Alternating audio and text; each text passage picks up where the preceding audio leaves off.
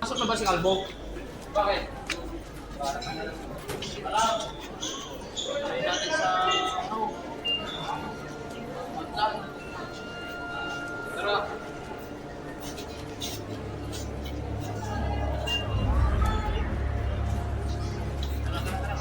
Baka natin siya sila.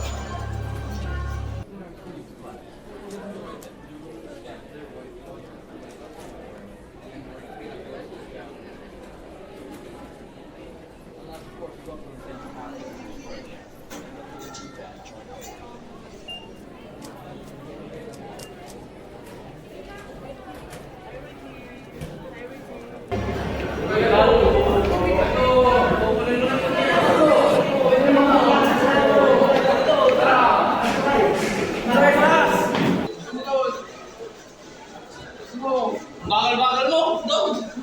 Yan, yan!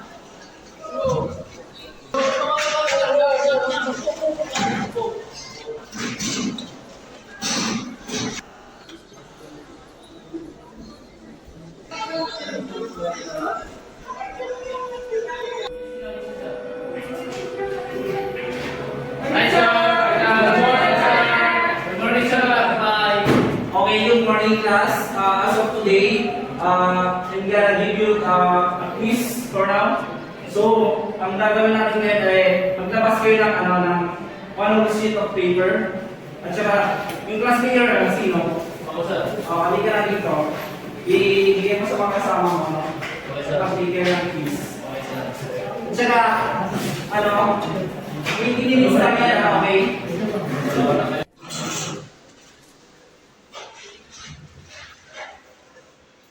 Dalihan mo.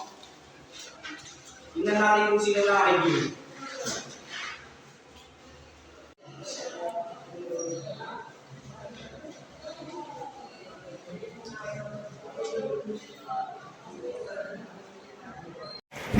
Okay class, tapos na ba kayong lahat? Yes, sir. Okay class, meron na ba yung mga dyan check nyo? Yes, sir.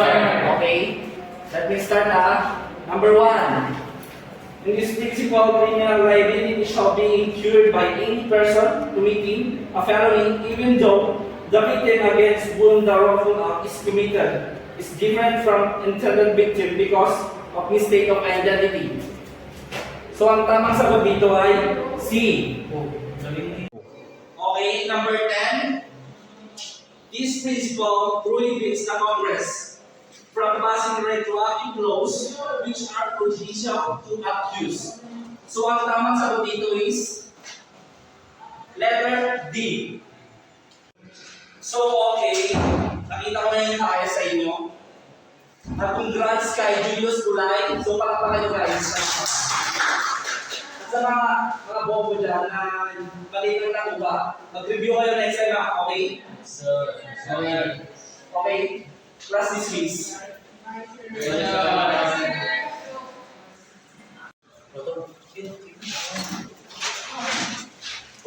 Hoy, ba't di mo kami pinapaya? Ganito na yung siro kami. Hindi ka talaga makasaan. Ba't nga kayo makialam? Mas sige dito. Sige, punta ka mamaya. Sige. Talabas na lang ha.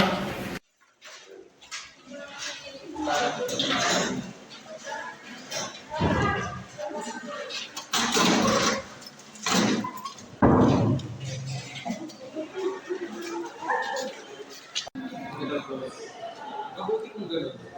Magpahinga muna kayo, magbawas ang lakas para bukas. Nakakawat. Maraming...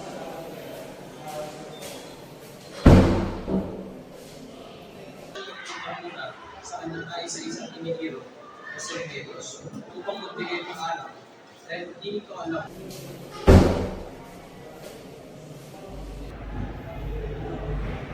Uy, nandito si Kalbo! Kalbo! Kailangan mo. Lock mo, pre. Lock mo. Dahil sa'yo kanina wala kang nakuha. Hindi ko lang makasalanan na wala kayo nakuha. Dapat nga kayo mag-aral mismo eh. Hindi ka talaga maasahan. Nakakuha sa inyo. Sige, Tol. Buti nyo. Tol.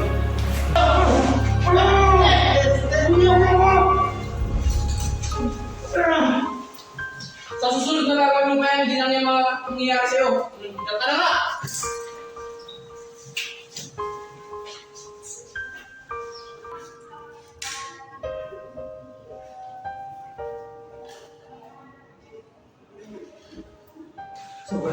Sila.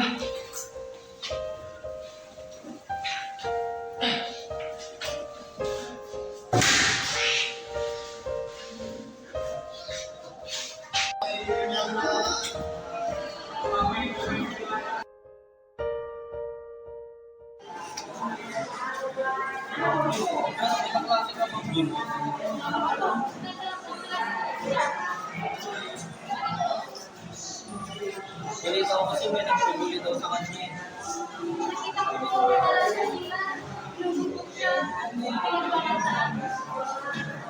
Pwede ko bang makita ng mga mukha?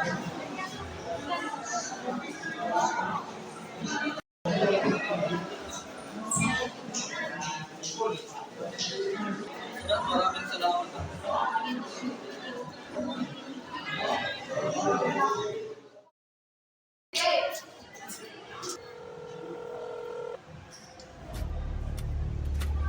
Yo, boss. O anong balita? Positive, boss. Mabuti yan. Sige, boss. Send ko na lang kayo yung mga picture ng mga nambubul sa kapatid ko, boss. Sige, ganito ang gagawin mo. Abangan mo sa harap ng gate. Bigyan natin ang eleksyon ng mga yan. Sige, boss.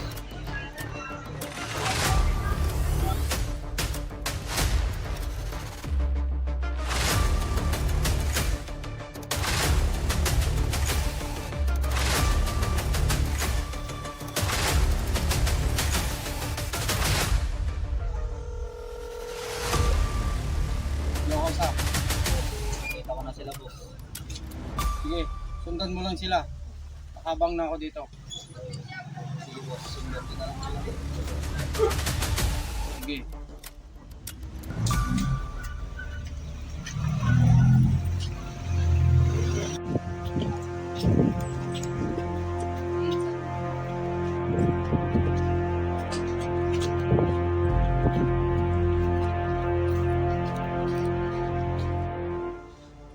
Basta sila na yan. Handa ka. Papatayin natin sila. Huwag mo tumakas. Patayin mo. Tingnan mo. Iwas ako. Okay, handa ka. Tara!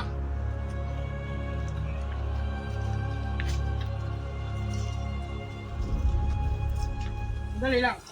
Ito ang kaklase ng kapatid ko. Sinong kapatid mo? Julius Dulay. Okay, sino ka ba? Kayo ba yun ang bubuli sa kanya? Oo, kami yun. Ang yaman mo!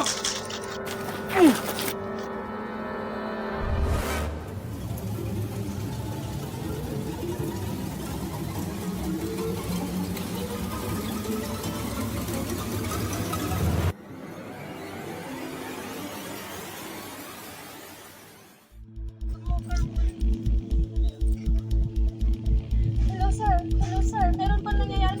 Hinahan muna kayo dyan, ma'am. Ano po bang address niyan, ma'am? Saan ba ito? San Antonio po sir. Opo sir. Okay, sige, ma'am. Huminahon po kahit mag-iingat kayo dyan, ma'am, ha? Papunta na kami kagad dyan.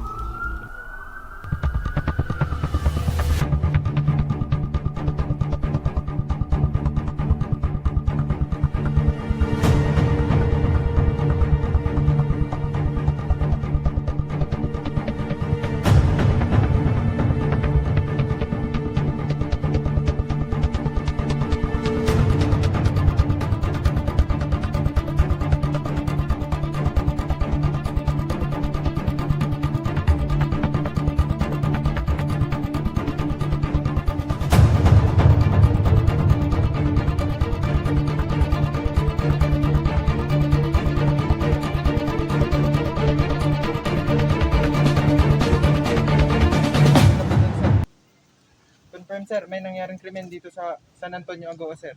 O sige, Chief. Pupunta na kami ng mga tropa. Sige, sir. Thank you, sir.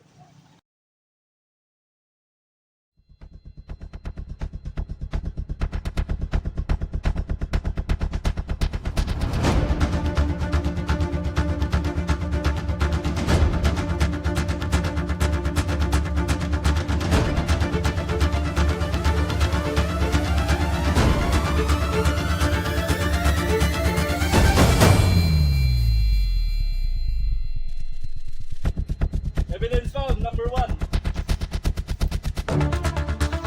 Evidence found, number 2.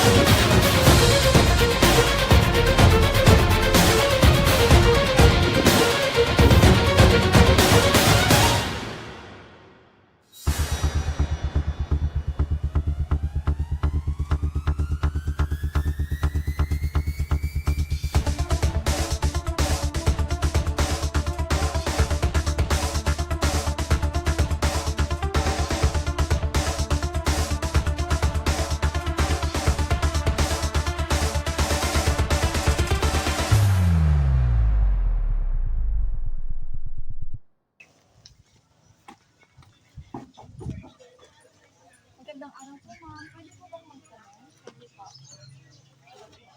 Meron po. May dalawang lalaking nakatambay dito sa papasok dito sa amin. Parang may masamang balak kasi masama yung tingin nila. Salamat po, ma'am. Salamat po. Thank you po sa pagkira. Magandang umaga, ma'am. Pwede ba magtanong? Bakit ano po yun, sir? Bago nangyari yung krimen, may nakita ka bang kayo na hinala sa lugar ninyo? Ngayon, sir, nung pauwi po kami ng hapon na nakakaklase po dito sa amin, may dalawa pong nakatambay. Nakakatakot po sila, may dala po silang armas. Kaya po, dali-dali po kami lumakad pauwi. Okay. Salamat po, ma'am. Magandang araw po mga ma'am. Magandang umaga, ma'am. Magandang araw din po sa inyo, sir. Ma'am. Maaari po ba kayong matanong ukol sa nangyaring krimen na nangyari dito sa lugar namin? Okay lang po. Ma'am, paano nyo nasaksiyan yung krimen na naganap dito sa lugar ninyo? Ganito po kasi, sir. Pauwi na rin po kami nung araw na yun galing sa school. Habang papalapit, papasok po kami sa compound namin. May nag-aaway po sa daan. Kaya nagtago muna kami sa gilid habang tinitignan namin ng mabuti. Tapos, di po namin alam, kaklase pa na namin yung tatlo. Tapos yung kaaway po hindi po namin nakilala. Ikaw po, ma'am. Akala namin ni Judy, awang suntukan lang yung nangyari. Nagulat na lang kami nung bumungit ng kutsilyo yung isa. Tapos yung dalawa, kumuha ng bato at kahoy. Namumukhaan niyo po ba yung mga suspect? Opo, ma'am. Anong mga itsura nyo? Tatlo po silang kalbo, tapos malaki po yung katawan yung dalawa, sir. Bago nangyari yung krimen, may nakita ka bang kayo na hinala sa lugar ninyo? Meron po, sir. Doon po sa papuntang compound namin, may dalawa pong lalaki nakatambay doon. Yung isa po, may katawag po sa telepono. Tapos yung isa may hawak na kutsilyo. Kaya po nung lakad po kami sa harap nila, tumakbo kami yung lahat ng mga kasama. Nakakatakot po kasi yung tingnan.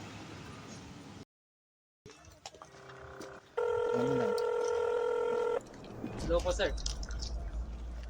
Punta po lang kami sa suspect, sir. Parehanda po natin, sir. Sige po, sir.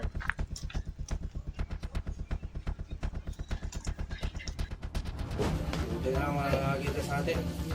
Walang magsusundo. Safety tayo.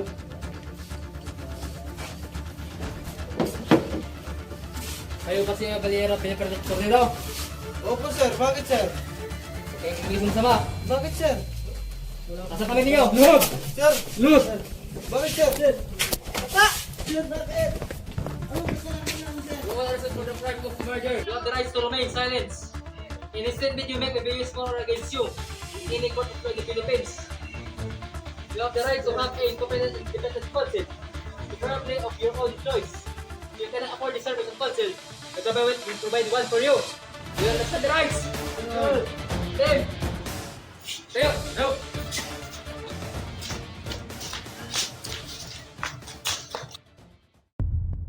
Sino-sino ang kasama mo sa pagpatay sa tatlong estudyante? Sina Rodel at Mark, sir. Kailan niyo sila pinatay? Yung last week, sir. Saan lugar nyo ginawa ang krimen?